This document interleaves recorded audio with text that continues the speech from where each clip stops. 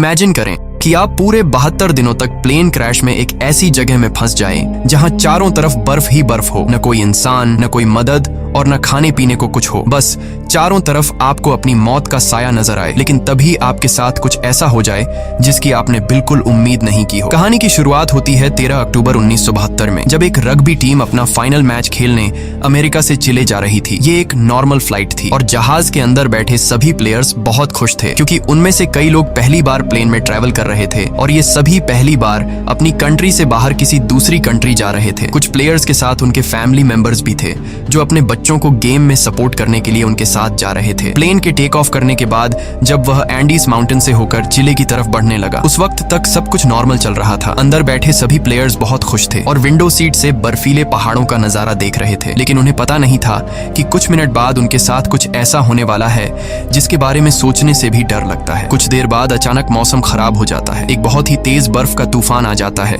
जिससे जहाज तेजी से झटके खाने लगता है। झटके लगने की वजह से सभी पैसेंजर्स घबरा जाते हैं, लेकिन अंदर बैठा एक पैसेंजर बताता है कि जब कोई प्लेन पहाड़ों के ऊपर से गुजरता है तो प्लेन में टर्ब्यूलेंस होता है, यानी ये कोई खतरे की बात नहीं है, जल्द ही सब कुछ नॉर्मल हो जाएगा। लेकिन जैसे जैसे ये प्लेन आगे बढ़ रहा था, इसका टर्ब्यूलेंस भी बढ़ता जा रहा था। जहाज अब और तेजी से झटके खाने लगा। प्लेन के अंदर मौजूद सारा सामान इधर उधर गिरने लगा। ये देखकर लोगों के बीच हलचल मच गई। पायलट्स जहाज को संभालने की कोशिश कर रहे थे, मगर अब जहाज कंट्रोल से बाहर हो गया था। इससे पहले कि पायलट्स कुछ कर पाते, सामने एक पहाड़ आता है और ये जहाज सामने के पहाड़ से जा टकराता है और दो हिस्सों में अलग हो जाता है। एक प्लेयर तो जहाज के टकराते ही प्लेन के पिछले पार्ट के साथ ही उड़ जाता है और हवा में गायब हो जाता है, जबकि प्लेन का आगे का हिस्सा तेजी से रगड़ते हुए बर्फ की एक बड़ी सी चट्टान से जा टकराता है। ये टकराव इतना तेज था कि प्लेन की सभी सीट्स एक दूसरे के साथ चिपक जाती हैं, जिसमें कई लोग कुचल कर मारे गए। अब जो लोग इस एक्सीडेंट से बच गए थे, उन्होंने खुद को संभाला और कैबिन में मौजूद बाकी लोगों की मदद करने लगे। कुछ प्लेयर्स जल्दी से पायलट्स के पास पहुंचे और उन्हें बाहर निकालने की कोशिश की, लेकिन इस दौरान ये दोनों पायलट्स भी मारे गए थे। ये एक बहुत ही दर्दनाक माहौल था। हर तरफ खून ही खून फैला हुआ था। चारों तरफ लाशें बिखरी हुई थीं। इस प्लेन में टोटल 45 लोग ट्रैवल कर रहे थे, मगर इस क्रैश के बाद 18 लोगों की जान चली गई और सिर्फ 27 लोग जिंदा बचे। अब चूंकि इस जहाज ने शाम को टेक ऑफ किया था, इसलिए थोड़ी देर में ही रात हो गई। बाहर का टेम्परेचर तेजी से गिरने लगा। ठंड इतनी ज्यादा हो चुकी थी कि वो लोग बर्दाश्त नहीं कर पा रहे थे। अब ठंड से बचने के लिए ये लोग वहां पर मौजूद सामान और डेड बॉडीज का इस्तेमाल करके प्लेन के सभी होल्स को बंद कर देते हैं, ताकि बाहर की ठंडी हवा अंदर ना आ सके।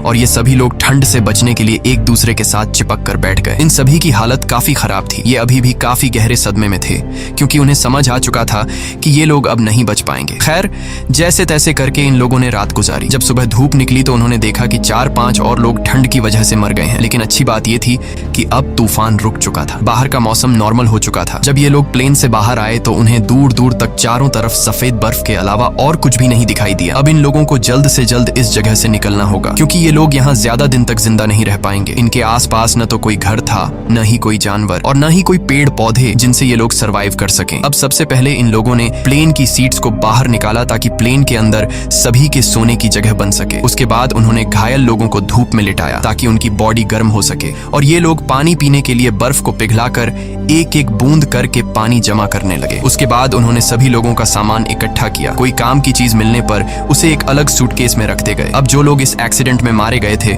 उनकी बॉडीज को कुछ लोग प्लेन से दूर लाते हैं और उन्हें बर्फ से ढक देते हैं ताकि उन्हें सड़ने से बचाया जा सके। और जब यहाँ मदद पहुंचे तो ये लोग उन डेड बॉडीज को अपने साथ ले जा सके। जब चीजें थोड़ी सुलझ गईं, तो इन लोगों ने सुकून की सांस ली। इन सभी को बहुत ज्यादा भूख लगी हुई थी। अब बचे हुए खाने में से एक एक टुकड़ा सब में बांटा गया। वैसे तो खाने का ये एक टुकड़ा बहुत ही कम था, पर जिंदा रहने के लिए इतना काफी था।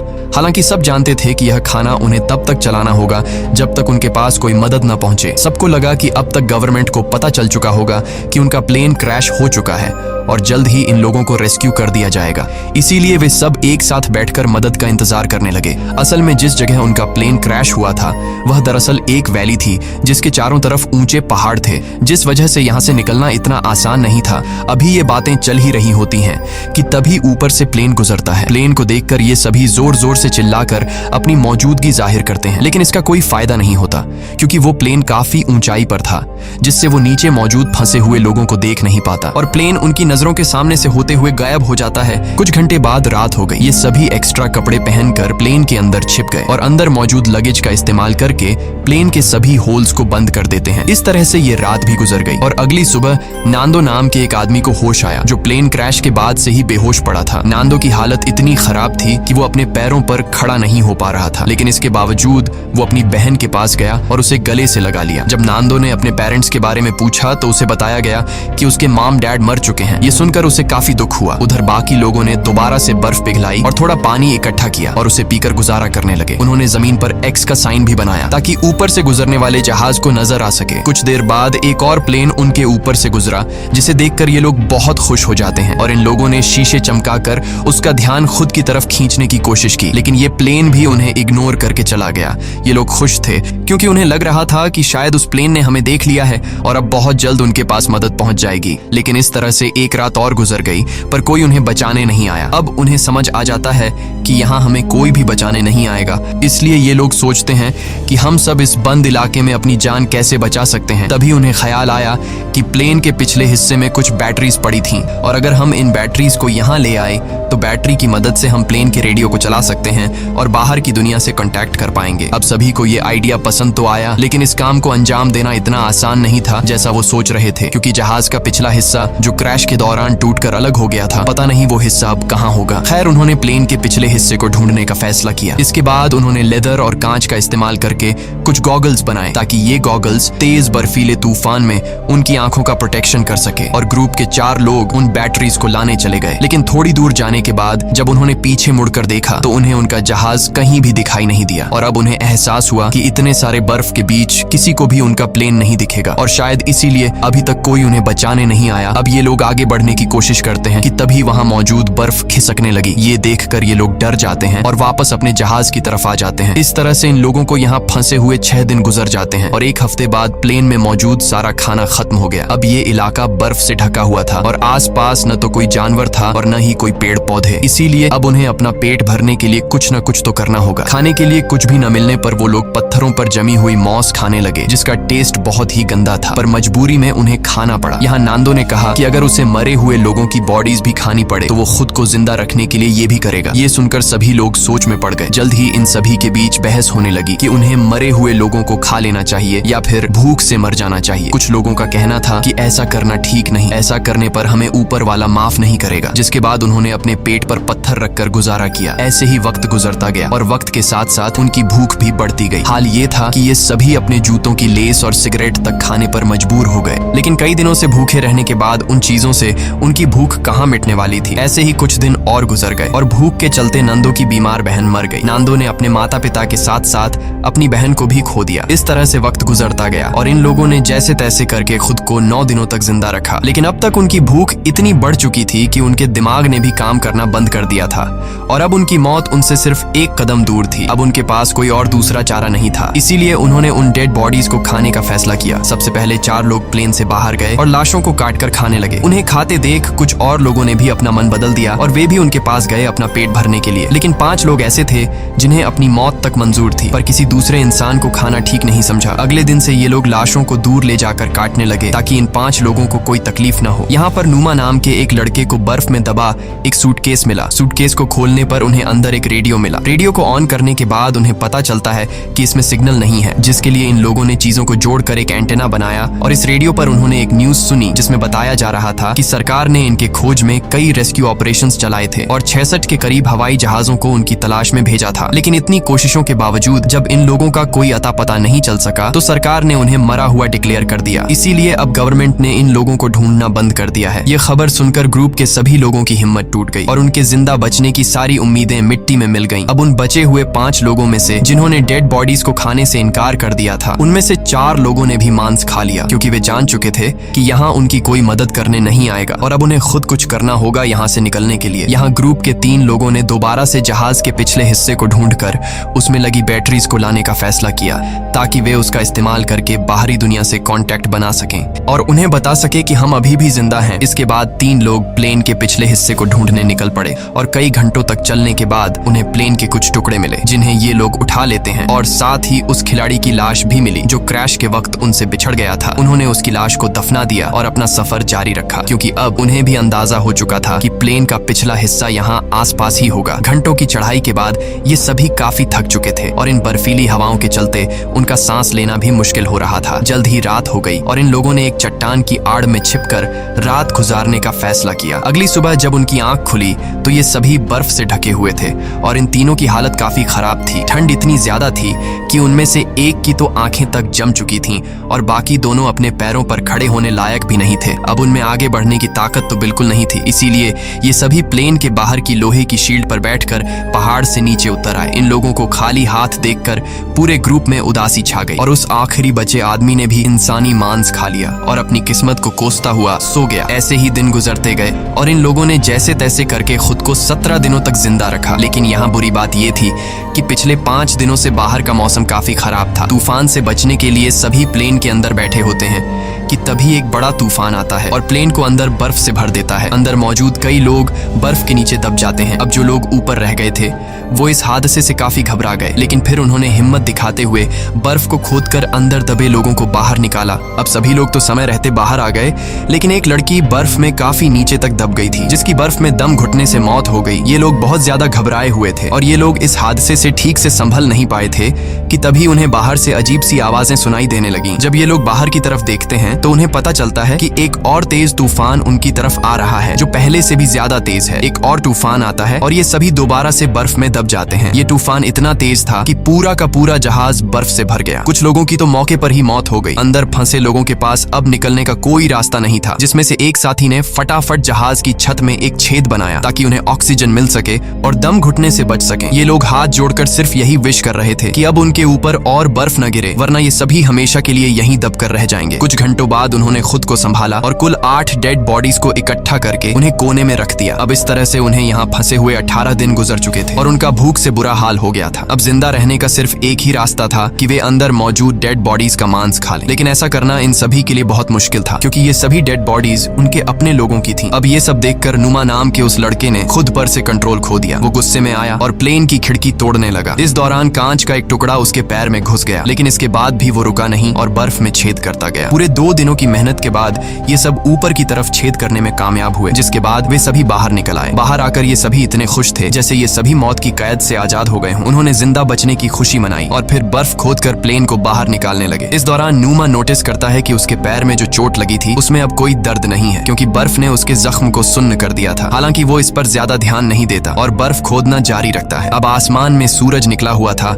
इसलिए उन्हें बर्फ खोदने में ज्यादा परेशानी नहीं हुई और कुछ घंटों में ही जहाज बाहर आ गया। अब धूप काफी अच्छी थी, इसलिए वे सभी प्लेन के पिछले हिस्से को ढूंढने की सोचने लगे, लेकिन उन्हें कोई आइडिया नहीं था कि वे इन बर्फीली रातों का सामना कैसे करेंगे। इसलिए उन्होंने थोड़ा और इंतजार करने का फैसला किया क्योंकि गर्मियों का मौसम आने वाला था और इस दौरान इस चढ़ाई को पार करना थोड़ा आसान होगा। देखते ही देखते 34 दिन गुजर गए और अब मौसम पहले से थोड़ा बेहतर हो गया। अब जो लोग पहली बार प्लेन की तलाश में गए थे उनकी तबीयत अभी तक खराब थी और वे दोबारा से चढ़ाई करने की हालत में बिल्कुल नहीं थे। कुछ घंटों बाद उन्हें पता चलता है कि उनका एक और साथी भूख के चलते मर गया है। ये देखकर ये लोग बहुत ज्यादा मायूस हो जाते हैं और उसे बर्फ में दफना देते हैं। ऐसे ही 2 दिन और गुजर गए और 36वें दिन उन्होंने फैसला किया कि अगर उन्हें अपनी जान बचानी है तो जहाज के बैक साइड से बैटरीज लाकर बाहरी दुनिया को इन्फॉर्म करना होगा, वरना हम एक एक करके सब मर जाएंगे। जिसके बाद ग्रुप के 4 लोगों ने ऊपर चढ़ाई करने का फैसला किया और उन 4 लोगों के नाम थे रोबर्टो, टिंटिन, नुमा और नांदो। इन लोगों ने ठंड से बचने के लिए ढेर सारे कपड़े पहने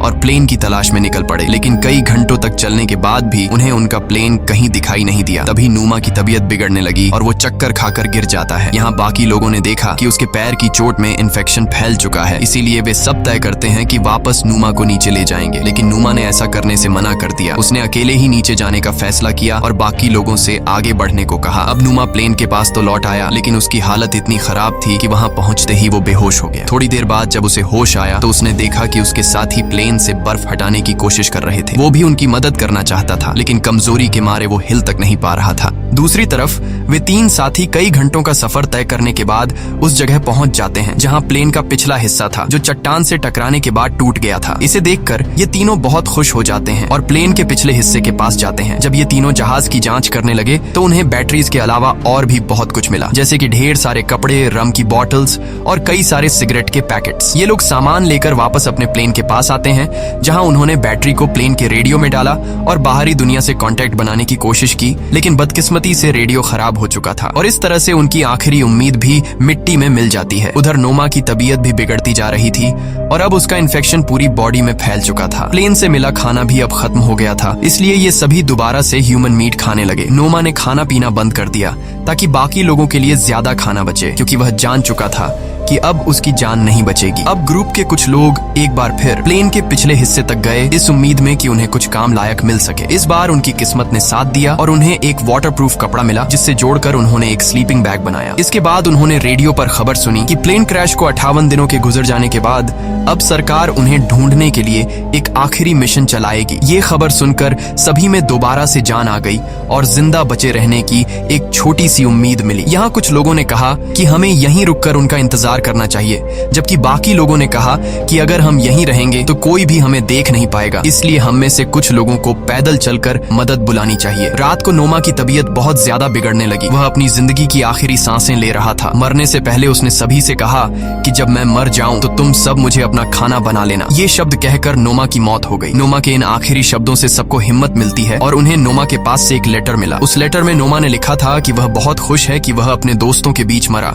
क्योंकि उसे इससे अच्छी मौत नहीं मिल सकती। अब नोमा का लेटर पढ़कर सभी के अंदर एक अलग सा जोश आ गया और ग्रुप के 3 लोग दोबारा से मदद की तलाश में निकल पड़े। इन तीनों ने एक स्लीपिंग बैग और ढेर सारा खाना लेकर अपना सफर शुरू किया। इस बार इन तीनों ने ठान लिया था कि वे हर हाल में इन पहाड़ों को पार करेंगे और चिले तक पहुंचकर सबके लिए मदद बुलाएंगे। ये तीनों बिना रुके चढ़ाई करते रहे और जब रात हुई तो वे उस स्लीपिंग बैग के अंदर सो गए। अगली सुबह उन्होंने फिर से अपनी चढ़ाई शुरू कर दी और पहाड़ की चोटी तक पहुंच गए, लेकिन ऊपर का नजारा देखकर मानो उनकी हिम्मत टूट गई। उनके सामने पहाड़ ही पहाड़ थे और इसका मतलब था कि उन्हें अभी काफी लंबा रास्ता तय करना था। उनके मन में ख्याल आया कि वे सभी वापस लौट जाएं, क्योंकि इस सफर को पूरा करने के लिए उनके पास 3 लोगों का खाना नहीं था। यहाँ टिन ने अपना खाना इन दोनों को दे दिया और खुद वापस लौट गया ताकि ये दोनों इस सफर को आसानी से पूरा कर सकें। हालांकि ये सफर काफी लंबा और चैलेंज से भरा हुआ था, लेकिन फिर भी इन दोनों ने हार नहीं मानी और आगे बढ़ते रहे और आखिरकार 10 दिनों तक लगातार चलने के बाद इन दोनों की मेहनत रंग लाई। वे एक ऐसे इलाके में पहुंचे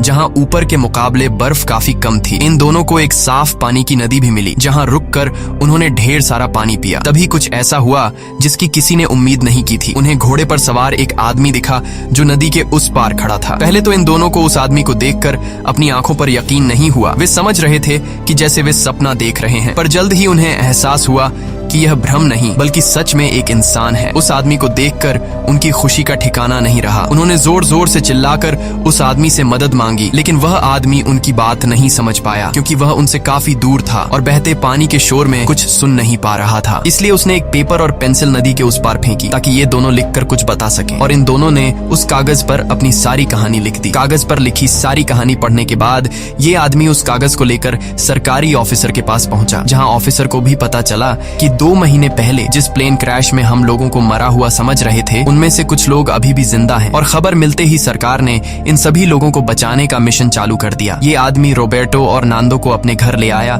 जहां उन्होंने पेट भरकर खाना खाया। अब ये खबर पूरे शहर में आग की तरह फैल गई और बहुत जल्द वहां रिपोर्टर्स का मेला लग गया और बर्फीले पहाड़ों के बीच फंसे लोगों ने भी ये खबर रेडियो पर सुन ली, जिससे सभी खुशी के मारे उछलने लगे। इसके बाद उन्होंने अपने हाथ मुंह धोए और अपना अपना सामान पैक कर लिया। जल्द ही रेस्क्यू टीम रोबर्टो और नांदो को लेकर उस लोकेशन पर पहुंची और प्लेन क्रैश के 72 दिनों बाद आखिरकार उन लोगों को बचा लिया गया। इसके बाद इन सभी लोगों को शहर लाया गया, जहां ये लोग अपने परिवार वालों से मिले और शहर के सभी लोगों ने इनका हीरोज की तरह स्वागत किया। अब इन सभी लोगों को हॉस्पिटल में एडमिट किया गया। यहाँ इन सभी ने एक दूसरे को नहलाने में मदद की और फिर इन लोगों को अलग अलग बिस्तर दिए गए। लेकिन उस रात भी ये सभी एक दूसरे के साथ सोए, क्योंकि इस हादसे के बाद ये सभी काफी गहरे सदमे में थे। कहानी के एंड में हमने जाना कि इस प्लेन में कुल 45 लोग ट्रैवल कर रहे थे, जिनमें से सिर्फ 16 लोगों की जान बच पाई। इसी के साथ सच्ची कहानी पर बनाई गई ये फिल्म खत्म हो जाती है। अगर आपको स्टोरी अच्छी लगी हो तो हमारे चैनल को सब्सक्राइब और वीडियो को लाइक जरूर कीजिएगा।